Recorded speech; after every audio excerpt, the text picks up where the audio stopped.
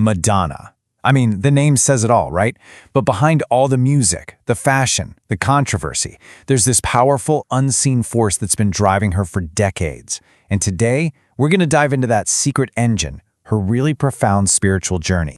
You know, when a global superstar, someone who seems completely unbreakable, says something saved her life, you just have to stop and listen.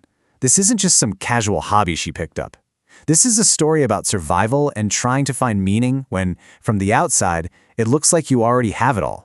All right, so Section 1, the search for meaning. And the subtitle is key, when having everything isn't enough. So where does a journey like this even begin? Well, it usually starts with the strange paradox, the massive gap between having everything society tells you to want and feeling totally empty inside. And this right here, this just nails that paradox perfectly. On one side, you've got all the things we think of as success, right? Fame, money, everyone praising you. But her internal world, it was the complete opposite. She's openly said she just wasn't happy, she felt unfulfilled, and she was just desperately searching for some kind of peace. So what was the catalyst? What was the moment that sparked this huge shift? Well, it wasn't something she found on stage or in a studio. The turning point came from something way more personal, something that made her face her own limits head-on. It was becoming a mother. That's it. The simple act of being pregnant with her daughter just stopped her dead in her tracks. All of a sudden, the weight on her shoulders wasn't just about her own career anymore. It was about this little life she was about to bring into the world. And that forced her to ask some really, really big questions. And this quote, wow, it shows this incredible vulnerability. This is the woman who projected nothing but absolute confidence, who built an empire on pure ambition. And suddenly she felt completely and totally lost.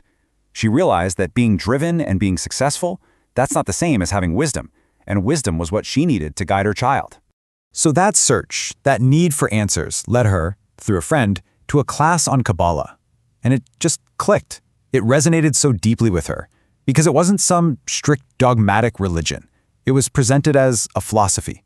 It actually encouraged you to ask questions, and it gave her this framework for understanding life's purpose, which is exactly what she'd been searching for. And get this was not some fleeting celebrity trend. We are talking about 29 years. 29! This became the absolute bedrock of her life, a spiritual practice she has kept up for almost 3 decades. So armed with this new spiritual framework, she now had the tools to go back and look at some of the most traumatic things that had ever happened to her, things that happened long before this journey even started. And this led to this absolutely monumental shift in her mindset. She started to move away from seeing herself as a victim of these horrible random events. I mean, we're talking about things like being raped or held at gunpoint, and instead she started to see herself as a student, learning life's hardest lessons. This quote just perfectly captures that change in perspective. She really came to believe that those awful experiences, as terrible as they were the very things that forged her strength and made it impossible for her to give up. In a really powerful way, the trauma actually became the source of her resilience. Okay, so this powerful mindset is really built on 2 core ideas, 2 pillars that she applies to literally everything, from her personal relationships all the way to life or death situations. So the first pillar is what's called radical acceptance. Now, this doesn't mean you have to like what's happening. Not at all. It means you stop fighting with reality. The idea here is that our resistance to what's happening is what causes most of our suffering. And boy, did she have to put this into practice under the most intense pressure imaginable. During a really brutal custody battle, she had to learn to let go of control over the outcome with her son. And then, after a bacterial infection put her in a coma for 4 days, she had to learn to completely surrender to her body's own timeline for healing, not her own. See, this really gets to the heart of it. The deepest pain we feel so often comes not from the thing that happened, but from our internal war against it. So, acceptance. That becomes the only real path to peace, even when you're in the middle of total chaos. Okay, the second pillar is forgiveness. And for Madonna, this isn't about letting somebody else off the hook. No, it's about freeing yourself. You know that saying, holding a grudge is like drinking poison and waiting for the other person to die? Well, forgiveness is the antidote. And she had to live this out in her own family. For years, she was totally estranged from her brother. She even called him an enemy at times. But when he got sick and reached out to her for help, she had a choice to make. She chose forgiveness, and she said the result felt like a huge load off my back, like a massive weight was just lifted off her. All right, so how do these big, profound ideas actually translate into her everyday life? Well, this spiritual practice became the fuel for everything, from her career to how she creates her art. This led her to completely redefine what manifestation even means. For her, it's not about selfishly just getting what you want. It's a huge shift from ego-driven desire to conscious creation.